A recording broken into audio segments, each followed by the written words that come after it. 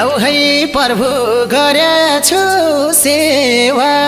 उडाएर दुई जोडी परेवा मकुर मकुर घुर